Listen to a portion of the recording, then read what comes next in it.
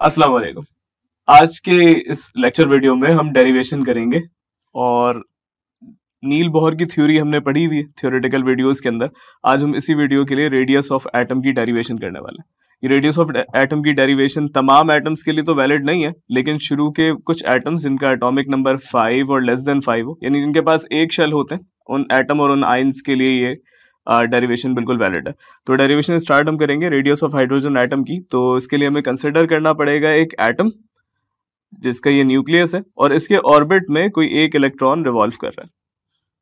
तो पहले डेरिवेशन के लिए हम कुछ वेरिएबल कंसिडर करते हैं। तो हम कंसिडर करेंगे m, जो कि मास ऑफ इलेक्ट्रॉन है। इसके अलावा हम E को कंसिडर करेंगे, चार्ज ऑफ इलेक्ट्रॉन, जो कि ऑब्वियसली इलेक्ट्रॉन के लिए हम -E लिखेंगे, और जब प्रोटॉन्स की बात हम कर रहे होंगे तो इसको +E कंसिडर करेंगे। तो चार्ज ऑफ इलेक्ट्रॉन बन जाएगा E। इसके अलावा वेलोसिटी को हम कंसिडर करेंगे v, यानी जो इलेक्ट्रॉन रिवॉल्व कर रहा है तो जो उसकी वेलोसिटी उसे हम कहेंगे v।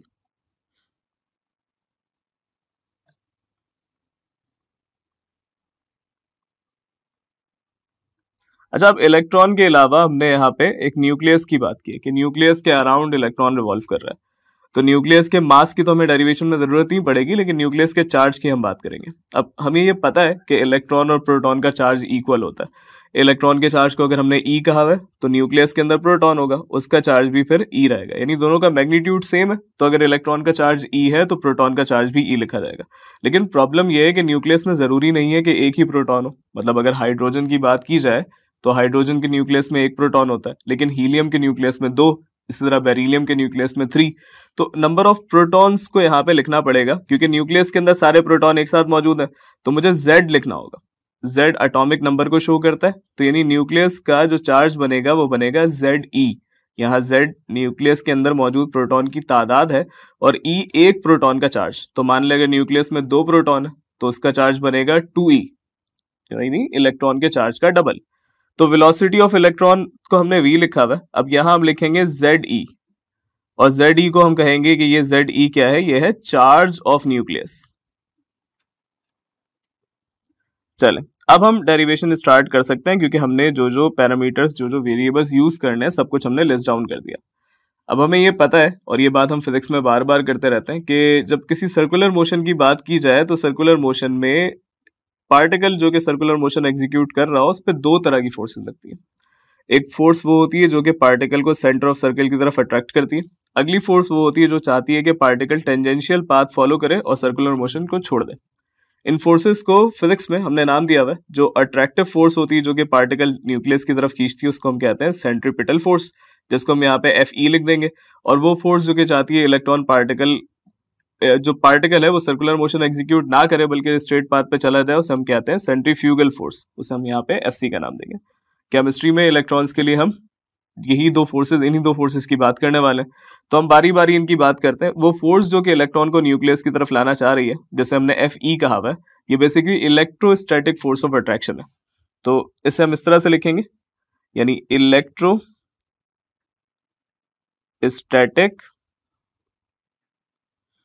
फोर्स जो है वो हो जाएगी Fe। अब ये इलेक्ट्रोस्टैटिक फोर्स हम निकालेंगे कूलम्स के फॉर्मूले के जरिए, या कूलम्स फोर्स के जरिए।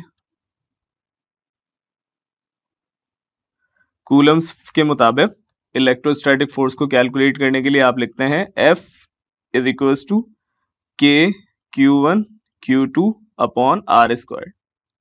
यहाँ K कांस्टेंट है, Q1 और Q2 चार्जेस के मैग्नीट्यूड है, जबकि R जो है वो पार्टिकल्स या चार्जेस के दरमियान का डिस्टेंस है। तो अब अगर मैं यहाँ पे इन चार्जेस को देखूं और इनकी वैल्यूज को पुट करने की कोशिश करूं, तो K जो कि कूलम्स कांस्टेंट है, K इक्वल होता है 1/4 पाई एप्सिलॉन नॉट के, 1/4 पाई epsilon not. Epsilon not free space की परमिएबिलिटी है। इसकी हम बात करेंगे थोड़ी देर में, ये क्या मतलब है। बेसिकली ये कांस्टेंट है जो कि यहाँ पे कंडक्टेंस को, ये कह लें कि कंडक्टिविटी को एक्सप्रेस कर रहा है।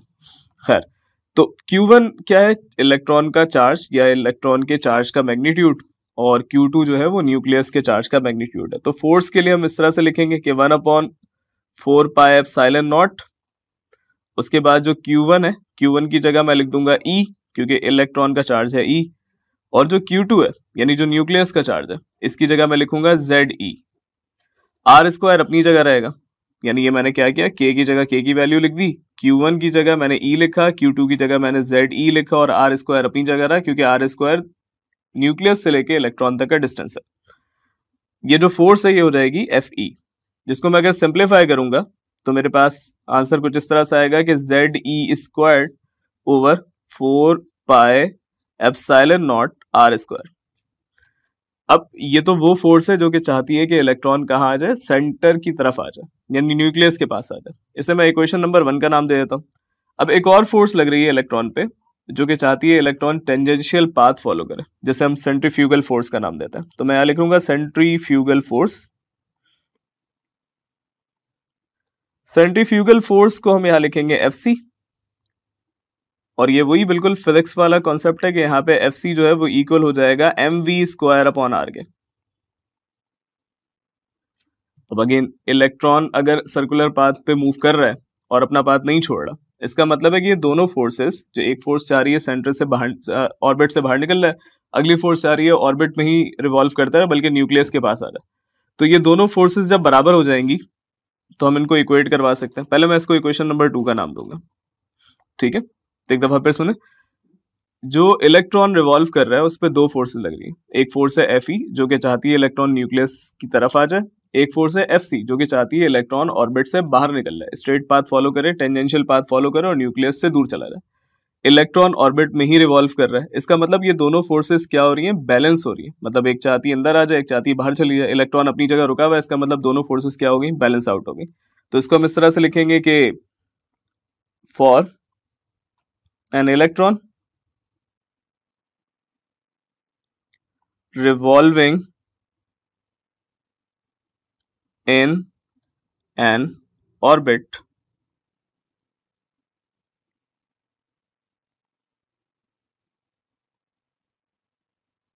FC और FE क्या हो जाएगी, इक्वल हो जाएगी एक दूसरे की, इन दोनों फोर्सेस हो गई बराबर। अब इन दोनों फोर्सेस के लिए हमने फॉर्मूला लिखा हुआ है, इनको हम इक्वेट करवा देते हैं।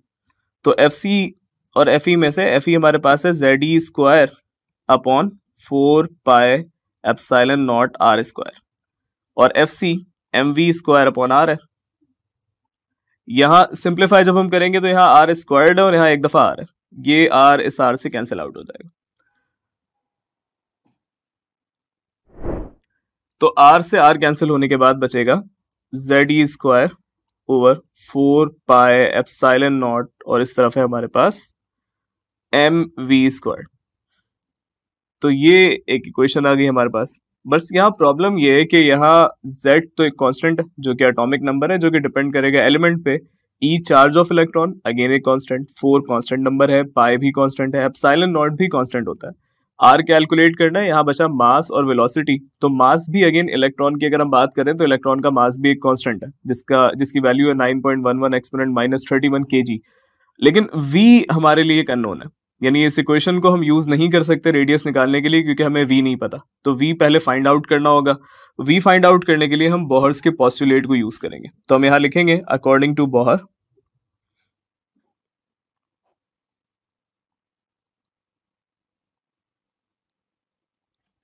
बोहर के मुताबिक इलेक्ट्रॉन वहां रिवॉल्व कर सकता है जहां पे उसका एंगुलर मोमेंटम h/2π के किसी मल्टीपल के बराबर हो जाए। और मल्टीपल्स को शो करने के लिए हम लिखेंगे n, तो हमारे पास बन जाएगा mvr = nh/2π।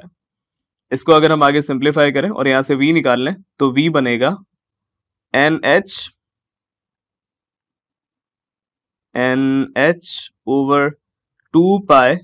m यहां डिवाइड हो जाएगा तो m, और r भी यहां डिवाइड हो जाएगा क्योंकि v सेपरेट करना है ना मुझे, तो ये हो जाएगा। ये हो जाएगा v के लिए एक्सप्रेशन। अब हम इसको सब्सटीट्यूट करेंगे इक्वेशन नंबर 3 में, क्योंकि हमारे पास इक्वेशन नंबर 3 में v के अलावा बाकी तमाम कांस्टेंट थे और r हमें निकालना था। तो हम यहां सब्सटीट्यूट करने वाले, तो हम लिखेंगे यहां सब्सटीट्यूटिंग v इन इक्वेशन 3 कि इक्वेशन 3 में हम क्या करेंगे, v को सब्सटीट्यूट कर देंगे। इक्वेशन 3 जरा रिकॉल करते हैं। इक्वेशन नंबर 3 ये आपको नजर आ रही होगी टॉप पे कि Z E square over 4 pi epsilon not R, और ये इक्वल है एम वी स्क्वायर के। तो एम की जगह तो एम ही रहेगा, बट वी की जगह वी की वैल्यू लिख दी जाएगी एन एच ओवर 2 पाई एम आर, और इस पूरे पे होल स्क्वायर आ जाएगा। अब इसको मैथमेटिकली सॉल्व करेंगे तो यहाँ Z E square upon 4 pi epsilon not R as it is आ जाएगा, यहाँ एम भी एज इट इज आ जाएगा, लेकिन यहाँ आएगा एन स्क्वायर एच स्क्वायर, और अपॉन जब 2 का आप स्क्वायर लेंगे बन जाएगा 4, पाई का स्क्वायर पाई स्क्वायर लिखा जाएगा, एम का स्क्वायर एम स्क्वायर बन जाएगा, आर स्क्वायर बन जाएगा। यहाँ एम इस एम से कैंसिल आउट हो जाएगा, यानी 2m है ना, एम स्क्वायर का मतलब 2 दफा एम है, तो एक एम से कैंसिल हो जाएगा। इसी तरह से आर भी इस आर से कैंसिल आउट हो जाएगा, यानी यहाँ 2 दफा आर है, यहाँ 1 दफा आर से कैंसिल हो गया, तो बचा Z E square upon 4 pi epsilon not. मुझे क्या चाहिए, मुझे आर सेपरेट चाहिए, तो आर ये जो डिवाइड हो रहा है इसे मैं लेकर जाऊंगा लेफ्ट हैंड साइड पे, मल्टीप्लाई हो जाएगा आर। अब यहाँ एन स्क्वायर एच स्क्वायर अपनी जगह अपॉन नीचे जो चीजें मौजूद है, यानी 4 पाई स्क्वायर एम अपनी जगह रहेगा, क्योंकि आर तो मैं वहां ले गया। अब ये जेड ई यहाँ मल्टीप्लाई, इसको अगर मैं यहाँ ले आऊं तो यहाँ का डिवाइड हो जाएगा जेड ई स्क्वायर, और 4 पाई एप्सिलॉन नॉट यहाँ पे डिवाइड हो रहा है, अगर मैं इक्वल्स टू की उस तरफ ले जाऊं तो मल्टीप्लाई हो जाएगा। तो यहाँ ले आने के बाद ये बनेगा 4 पाई एप्सिलॉन नॉट। 4 से 4 कैंसिल आउट हो रहा है, पाई से पाई कैंसिल आउट हो जाएगा, तो आर बचेगा हमारे पास N square H square epsilon not upon pi M Z E square. इसको रीअरेंज करके भी लिखा जा सकता है, बट ये हमारे पास आ गया रेडियस के लिए एक एक्सप्रेशन। इस फॉर्मूले को इस्तेमाल करके हम रेडियस कैलकुलेट कर सकते हैं। यहाँ मौजूद H epsilon not pi M Z E ये सारे कांस्टेंट है, इन सब की एक फिक्स वैल्यूज है, इन सब की फिक्स वैल्यूज है। फॉर एग्जांपल एप्सिलॉन नॉट की वैल्यू होती है 8.84 एक्सपोनेंट -12, और इसकी यूनिट होती है कूलम स्क्वायर पर जूल मीटर। इसी तरह से अगर हम h की बात करें तो h प्लैंक्स कांस्टेंट है, इसकी यूनिट होती है इसकी वैल्यू होती है 6.625 एक्सपोनेंट -34 जूल सेकंड्स। इसके अलावा अगर हम बात करें यहाँ मौजूद मास की, तो मास ऑफ इलेक्ट्रॉन भी कांस्टेंट है, इसकी वैल्यू है 9.11 एक्सपोनेंट -31 और केजीज। इसी तरह से E यानी चार्ज ऑफ इलेक्ट्रॉन ये भी कांस्टेंट है, इसकी वैल्यू है 1.6 एक्सपोनेंट -19 कूलम। तो ये सारे कांस्टेंट्स हैं, इन तमाम कांस्टेंट्स को हम सिंगल कांस्टेंट ए नॉट से रिप्लेस कर सकते हैं, यानी ये सारे कांस्टेंट है, इनकी जगह हम एक सिंगल कांस्टेंट लिख सकते हैं ए नॉट। तो अगर ए नॉट लिख दिया जाए तो आर इक्वल हो जाएगा एन स्क्वायर ए नॉट के। लेकिन अगेन ये जो z की वैल्यू हम कांस्टेंट कंसिडर कर रहे हैं, ये z की कांस्टेंट वैल्यू तो सिर्फ हाइड्रोजन के लिए 1 है, बाकी अगर मैं किसी और एलिमेंट की बात करूं तो z की वैल्यू तो वेरी होती रहेगी। यानी ये जो फॉर्मूला हम लिख रहे हैं एन स्क्वायर ए नॉट, ये फॉर्मूला सिर्फ वैलिड है हाइड्रोजन के लिए, यानी ये रेडियस का फॉर्मूला या रेडियस कैलकुलेट करने के लिए जो फॉर्मूला हम यूज करेंगे, ये कब यूज कर सकते हैं, जब हमारे पास हाइड्रोजन की बात हो। इसी तरह से अगर हम यहाँ मौजूद z की वैल्यू को पुट ना करें, बल्कि हम z को z ही लिखें, तो r आ जाएगा हमारे लिए एन स्क्वायर ओवर z, और ये वैल्यू मल्टीप्लाई होगी ए नॉट से। ठीक है, ए नॉट को ऊपर नहीं सब्सक्रिप्ट में यहाँ लिखा जाता है ए नॉट। तो ये फॉर्मूला में इस्तेमाल करके हाइड्रोजन के अलावा भी किसी दूसरे एटम के लिए ये रेडियस कैलकुलेट कर सकते हैं। जो फर्स्ट फॉर्मूला है ये हमारे लिए है for only for hydrogen atom, और जो दूसरा फॉर्मूला मैंने लिखा है n square over Z a nought, ये फॉर्मूला इस्तेमाल हो सकता है हीलियम के लिए, लिथियम के लिए या बेरिलियम के लिए। तो ये डिफरेंट एटम्स के लिए इस्तेमाल हो सकता है जिनके पास एक इलेक्ट्रॉन जब रिवॉल्व कर रहा हो उनके ऑर्बिट में, तो उनके रेडियस कैलकुलेट करने के लिए हम इन फॉर्मूले को यूज कर सकते हैं। अच्छा, ए नॉट सारे कॉन्स्टेंट्स को कैलकुलेट करने के बाद आपके पास आ जाएगा, क्योंकि ये सारे कॉन्स्टेंट है, तो ए नॉट आप अगर सिंप्लीफाई करें तो देखिए फॉर्मूला पहले ए नॉट का लिख कर देखते हैं हम कहाँ लिखेंगे ए नॉट। ये जो एच स्क्वायर है epsilon not upon pi M E square, और जेड भी इसके साथ मौजूद है। इन तमाम चीजों की वैल्यूज को सिंप्लीफाई करने पे हमें मिल रहा है ए नॉट। तो जो ए नॉट की मैथमेटिकल वैल्यू होती है वो होती है 5.29 एक्सपोनेंट, इसको 29 लिखना है मुझे, 5.29 एक्सपोनेंट -11, जिसमें से मैं डेसिमल को हमेशा -11 से इसको आगे मूव कर सकता हूँ, तो ये -11 से -10 हो जाएगा। ये जो a0 की वैल्यू है ये है मीटर्स में, अगर मैं डेसिमल यहाँ मूव कर दूं तो ये बन जाएगा 0.529 इंटू 10 की पावर -10, और इस -10 मीटर को मैं लिख सकता हूँ एंगस्ट्रॉम, यानी a0 आ जाएगा मेरे पास 0.529 एंगस्ट्रॉम।